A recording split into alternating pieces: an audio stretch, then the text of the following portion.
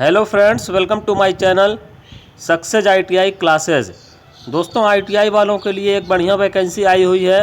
Nuclear power corporation of India limited NPCIL की तरफ से वैकेंसी आई हुई है। देखिए, nuclear power corporation of India limited का ऑफिशियल नोटिफिकेशन हमने ओपन कर रखा है, जिसमें एनपीसीआईएल तारापुर महाराष्ट्र स्तर पर वैकेंसी आई हुई है। आईटीआई वालों के लिए अच्छी वैकेंसी है, आप लोग इसको ऑनलाइन आवेदन कर सकते हैं।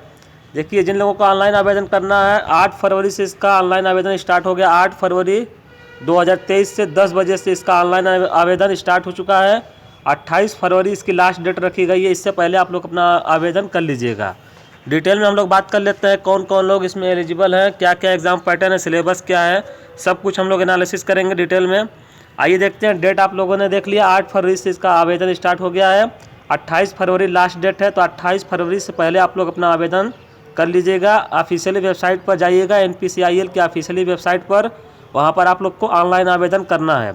अब बात करेंगे हम लोग पोस्ट कौन कौन सा है। तो देखिए, इसमें पोस्ट जो है नर्स है, पैथोलॉजी है, फार्मासिस्ट है, लेकिन हम लोग बात करेंगे सिर्फ और सिर्फ आईटीआई वालों के लिए। आईटीआई वालों के लिए कौन सी पोस्ट है, उसी के बारे में हम लोग बात करेंगे डिटेल में, क्योंकि आप लोग को मालूम है हमारे चैनल पर आईटीआई की जानकारी दी जाती है, क्लासेस भी ली जाती हैं आईटीआई की। देखिए, ये जो पोस्ट दिया हुआ तकनीशियन की, यही है आईटीआई वालों की पोस्ट, जिसमें फीटर की 34 वैकेंसी है, टर्नर की 4 वैकेंसी है, इलेक्ट्रीशियन की 26 वैकेंसी है, 15 वैकेंसी वेल्डर की है, और रेफरेंस एंड एसी मैकेनिक में 3 वैकेंसी है, इंस्ट्रूमेंट मैकेनिक में 11 वैकेंसी, मशीनिस्ट में 4 वैकेंसी, वायरमैन की 10 वैकेंसी है।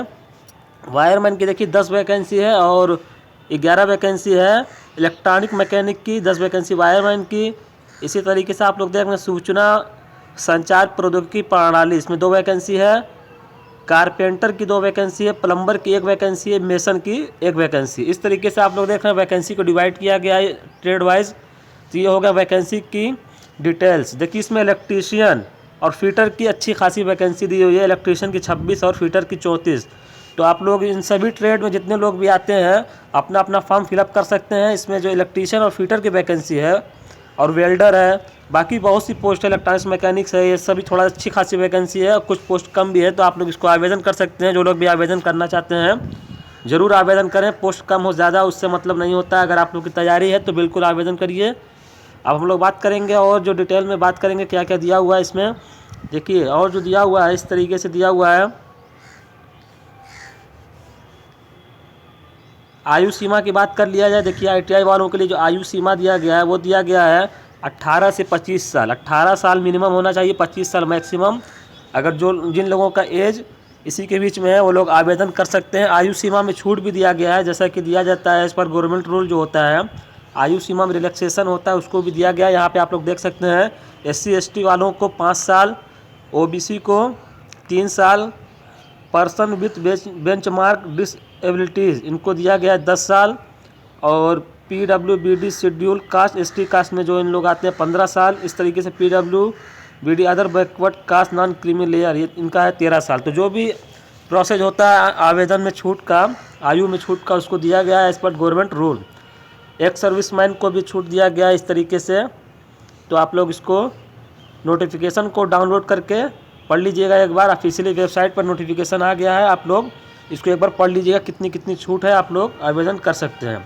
अब हम लोग और बात करेंगे इंपॉर्टेंट चीज़ की। देखिए, इसमें स्टैंडर्ड जो दिया हुआ है, फिजिकल स्टैंडर्ड, इसको भी आप लोग याद रखिएगा। फिजिकल स्टैंडर्ड कुछ मांगा गया है। मिनिमम जो वेट होना चाहिए ये 45.5 kg, और हाइट जो है 160 सेंटीमीटर, इतना हमारा वेट और हाइट होना चाहिए। फिजिकल स्टैंडर्ड मांगा गया इतना। और बात करेंगे हम लोग क्या क्या दिया हुआ है, जो भी इम्पोर्टेंट चीज़ है उसके बारे में हम लोग डिस्कस करेंगे। और आप लोग नोटिफिकेशन को डाउनलोड करके एक बार डिटेल में पढ़ लीजिएगा। कोई भी वैकेंसी हो उसका नोटिफिकेशन एक बार आप लोग ज़रूर पढ़ लिया करिए। जितनी भी डिटेल में चीज़ें होती हैं, जो इंपॉर्टेंट चीज़ें होती हैं, उसी को बताया जाता है, ताकि वीडियो बहुत ज़्यादा लंबी ना बने। लेकिन जितनी भी इंपॉर्टेंट चीज़ें होती हैं उसको हम लोग बता देते हैं।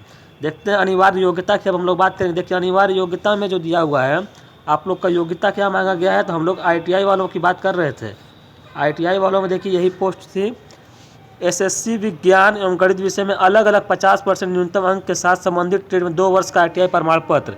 देखिए, हाई स्कूल में आपका विज्ञान और गणित विषय में अलग अलग 50% मार्क्स होना चाहिए। सभी विषय की बात नहीं किया यहाँ पर, सिर्फ विज्ञान और गणित में अगर आप लोग का 50% मार्क्स है, उससे कम नहीं होना चाहिए।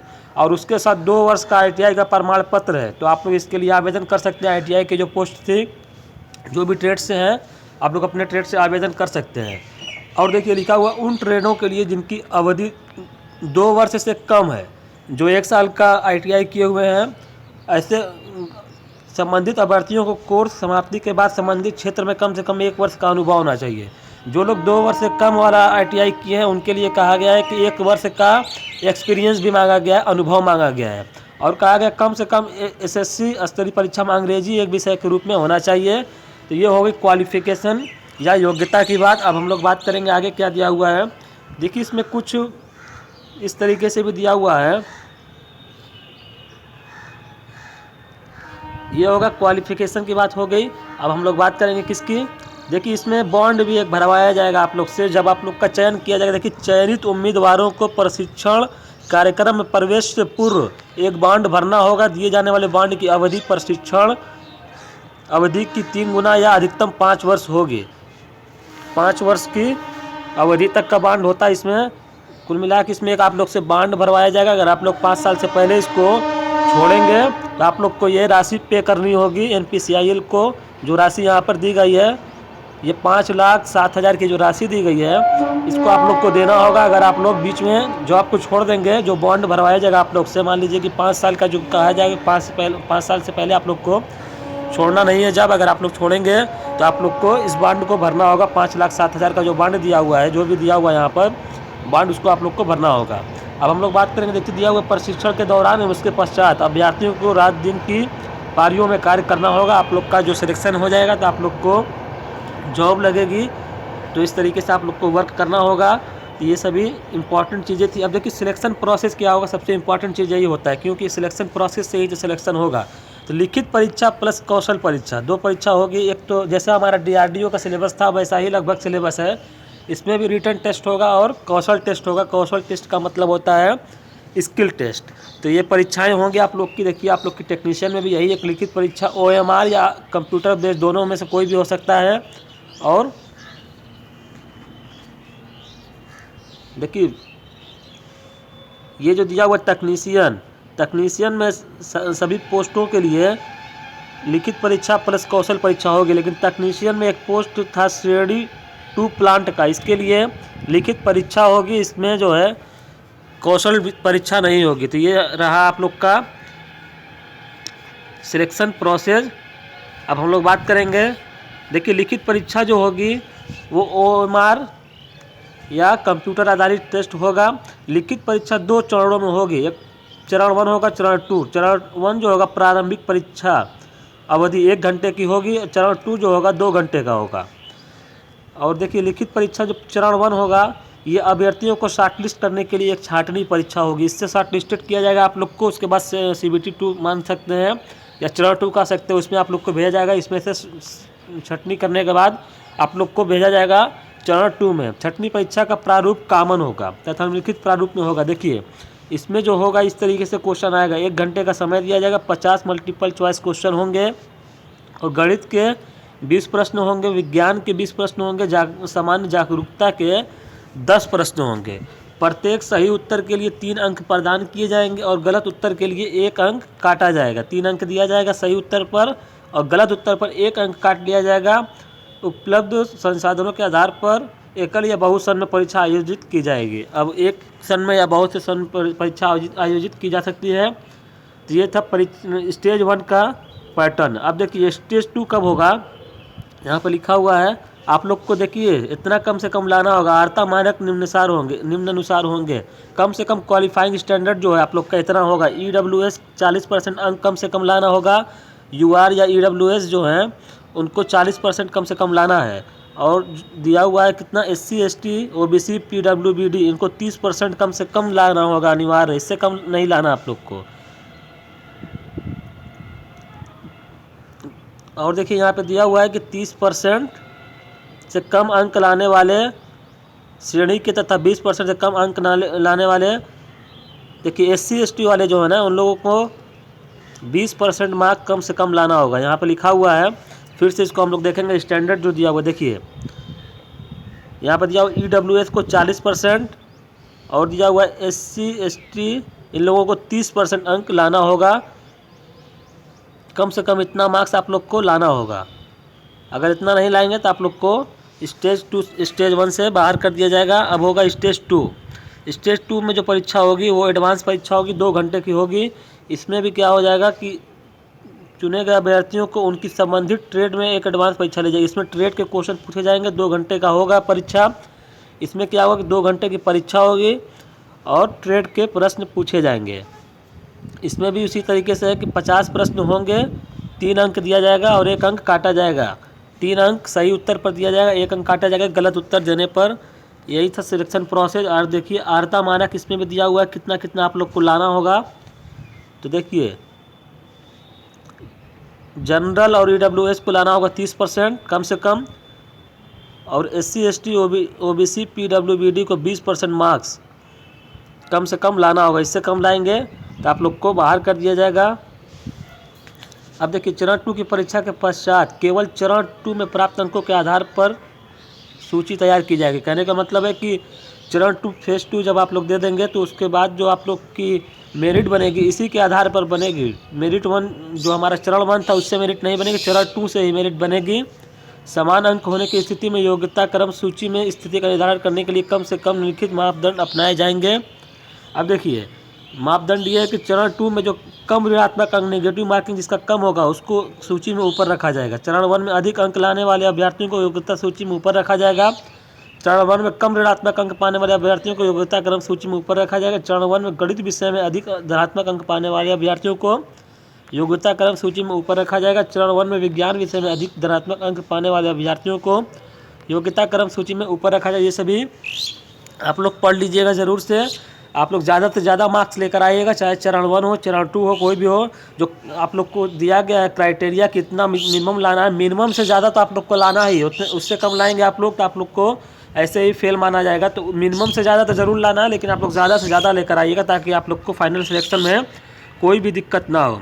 अभ्यर्थियों को प्रारंभिक एवं एडवांस परीक्षा एक ही दिन में होगी। देखिए दोनों परीक्षा जो थी चरण 1 और चरण 2 दोनों एक ही दिन में होगी। प्रारंभिक परीक्षा की परीक्षा प्रातःकालीन सत्र में, और चरण 2 के लिए चयनित अभ्यर्थियों के लिए एडवांस परीक्षा होगी वो अपराह सायकालीन सत्र में आयोजित की जाएगी। एक ही दिन में दोनों परीक्षा हो जाएगी, स्टेज 1 स्टेज 2 दोनों।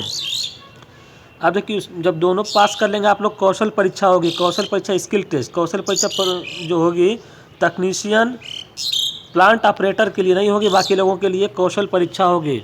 चरण 2 के पश्चात तैयार की गई योग्यता क्रम सूची के आधार पर प्रत्येक ट्रेड के अभ्यर्थियों को कौशल परीक्षा के लिए शॉर्टलिस्ट किया जाएगा। कौशल परीक्षा केवल प्रकृत की होगी, जिसके आधार पर आगे जाना है या नहीं जाना इसका निर्णय किया जाएगा। इसमें भी पास होना जरूरी है। कौशल परीक्षा के लिए शॉर्ट लिस्ट किए गए अभ्यर्थियों की संख्या चरण 2 के लिए योग्य अभ्यर्थियों की संख्या पर निर्भर करेगी। ये सभी आप लोग पढ़ लीजिएगा। आप लोग का कौशल परीक्षा स्किल टेस्ट भी कराया जाएगा। इसके बाद देखिए जो इम्पोर्टेंट चीज़ दी हुई है उसके बारे में भी हम लोग बात कर लेते हैं। वेटिंग लिस्ट के बारे में दिया हुआ है, ये सब आप लोग पढ़ लीजिएगा। वेटिंग लिस्ट वगैरह जो होती है, तो ये सभी आप लोग का सिलेक्शन प्रोसेस था। जितनी भी इम्पोर्टेंट चीज़ें थी जल्दी जल्दी हमने बताया है ताकि वीडियो बहुत ज़्यादा लंबी ना बने। और देखिए इंपॉर्टेंट चीज़ में जो एक चीज़ ये थी कि 28 फरवरी से पहले आप लोग अपना आवेदन कर लीजिएगा। आवेदन आप लोग को कैसे करना है हमने बताया कि ऑफिशियली वेबसाइट है NPCIL तारापुर की, जो ऑफिशियली वेबसाइट है उस पर आप लोग जाकर ऑनलाइन आवेदन कर लीजिएगा। और देखिए जो इम्पोर्टेंट कुछ चीज़ें दी हुई होंगी तो उसके बारे में भी हम लोग डिस्कस करते हैं। आवेदन का तरीका देखिए यही दिया हुआ है। आप लोग को क्या करना है, www.npcicareers.co.in इसी पर जाना है आप लोग को, और ऑनलाइन आवेदन करना 8 फरवरी 2023 से लेकर 28 फरवरी 2023 तक। इससे पहले आप लोग आवेदन कर लीजिएगा। यही इम्पॉर्टेंट चीज़ें थी। बाकी आप लोग इसको डाउनलोड करके पूरा नोटिफिकेशन एक बार ज़रूर पढ़ लीजिएगा। जो भी इम्पॉर्टेंट चीज़ें थी उसको हमने जल्दी जल्दी बता दिया है ताकि वीडियो बहुत ज़्यादा लंबी ना बनने पाए। तो यही सब ऑनलाइन आवेदन का प्रोसेस था पूरा जो कि हमने बताया है। तो आप लोग को अगर फॉर्म फिलअप करना हो तो आप लोग ऑफिशियली वेबसाइट पर जाइएगा। NPCIL की जो वेबसाइट अभी हमने बताया जो लिखा हुआ था उस पर जाके अपना फॉर्म को ज़रूर फिलअप कर लीजिए। अच्छी वैकेंसी है। DRDO के बाद जिन लोगों का मार्क्स कम आ रहा हो तो उन लोगों को निराश होने की ज़रूरत नहीं है, उन लोगों के लिए भी बहुत सी वैकेंसी आने वाली है और जो आई हुई है उस पर लग जाएं। जैसे अभी ये वैकेंसी आई हुई है NPCIL की, कुछ लोग UPPCL TG2 का फॉर्म भरे होंगे उसमें लग जाएं। ALP टेक्नीशियन की वैकेंसी आने वाली है। तो इस तरीके से बहुत सी वैकेंसी आती रहती है, तो आगे आने वाली वैकेंसियों पर आप लोग ध्यान दें जिन लोगों का मार्क्स कम आ रहा है। तो दोस्तों आज की क्लास में इतना ही, यही जानकारी आप लोग को देनी थी। बहुत बहुत धन्यवाद।